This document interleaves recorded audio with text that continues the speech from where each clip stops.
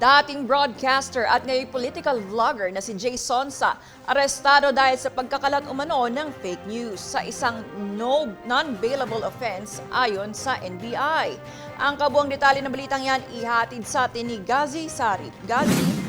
Timbog ang veteranong broadcaster na si Jay Sonsa matapos maglabas ng warrant of arrest ang Pasay RTC kaugnay ng umano'y pagpapakalat ng maling impormasyon kabilang ang issue ng peking medical records ng Pangulong Bongbong Marcos Jr. Bukod sa cyber libel, kinumpirma ng NBI na may hiwalay pang kaso si Sonsa sa ilalim ng revised penal code na konektado rin sa parehong reklamo. Paglilinaw naman ng NBI na ipinatupad ang warrant alinsunod sa protocol at pinabulaan ng sinadyaang timing ng pag-aresto bago ang holiday.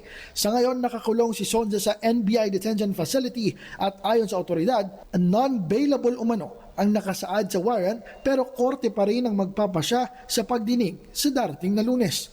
Habang nasa kustodiya, binigyan si Sonsa ng medical attention matapos dumaing ng hirap sa paghinga at sabihin siya'y may hika. Kasalukuyan si Sonsa pa lamang ang pinangalan ng respondent sa kaso. Para sa DATV News, ako si Gazi Sarip, nag-uulat. Maraming salamat sa iyo, Gazi Sarip.